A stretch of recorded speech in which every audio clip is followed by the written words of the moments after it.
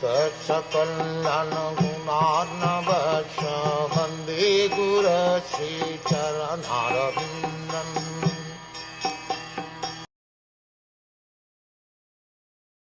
Only the purified soul can attain the perfection of associating with the personality of Godhead in complete bliss and satisfaction in his constitutional state. Whoever is able to renovate such devotional perfection is never again attracted by this material world, and he never returns. We should specially note in this verse the description of Gatim Bhagavatim, to become merged in the rays of the Par-Brahman, the Supreme Personality of Godhead, as desired by the Brahmvadi impersonalist, is not Bhagavatim perfection.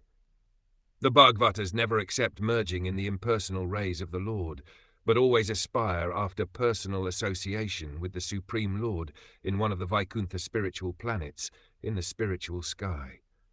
The whole of the spiritual sky, of which the total number of the material skies is only an insignificant part, is full of unlimited numbers of Vaikuntha planets. The destination of the devotee, the Bhagavat, is to enter into one of the Vaikuntha planets, in each of which the personality of Godhead, in his unlimited personal expansions, enjoys himself in the association of unlimited numbers of pure devotee associates.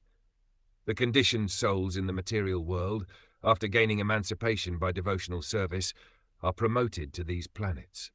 But the number of ever-liberated souls is far, far greater than the number of conditioned souls in the material world, and the ever-liberated souls in the Vaikuntha planets never care to visit this miserable material world. The impersonalists, who aspire to merge in the impersonal Brahmjyoti effulgence of the Supreme Lord, but have no conception of loving devotional service to him in his personal form in the spiritual manifestation, may be compared to certain species of fish, who, being born in the rivers and rivulets, migrate to the great ocean. They cannot stay in the ocean indefinitely, for their urge for sense gratification brings them back to the rivers and streams to spawn.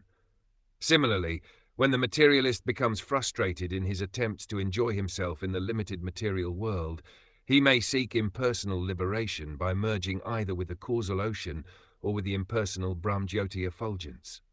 However, as neither the causal ocean nor the impersonal Brahmjyoti effulgence affords any superior substitute for association and engagement of the senses, the impersonalist will fall again into the limited material world to become entangled once more in the wheel of births and deaths, drawn on by the inextinguishable desire for sensual engagement. But any devotee who enters the kingdom of God by transcendental engagement of his senses in devotional service, and who associates with the liberated souls and the personality of Godhead there, will never be attracted to the limited surroundings of the material world. In the Bhagavad Gita also the same is confirmed, as the Lord says, "The great Mahatmas or the Bhakti Yogis, after attaining my association, never come back to this material world, which is full of miseries and is non-permanent." The highest perfection of life, therefore, is to attain his association, and nothing else. The Bhakti Yogi, being completely engaged in the Lord's service, has no attraction for any other process of liberation like jnana or yoga. A pure devotee is a 100% devotee of the Lord and nothing more. We should further note in this verse the two words shantam and anandam, which denote that devotional service of the Lord can really bestow upon the devotee two important benedictions, namely peace and satisfaction. The impersonalist is desirous of becoming one with the Supreme, or in other words, he wants to become the Supreme. This is a myth only. The mystic yogis become encumbered by various mystic powers and so have neither peace nor satisfaction. So neither the impersonalists nor the yogi can have real peace and satisfaction, but the devotee can become fully peaceful and satisfied because of his association with the complete whole. Therefore, merging in the Absolute or attaining some mystic powers has no attraction for the devotee. Attainment of love of Godhead means complete freedom from all other attractions. The conditioned soul has many aspirations, such as becoming a religious man, a rich man, or a first-class enjoyer, or becoming God himself, or becoming powerful like the mystics and acting wonderfully by getting anything or doing anything. But all these aspirations should be rejected by the prospective devotee who actually wants to revive his dormant love of God. The impure devotee aspires after all of the above-mentioned material things by perfection of devotion.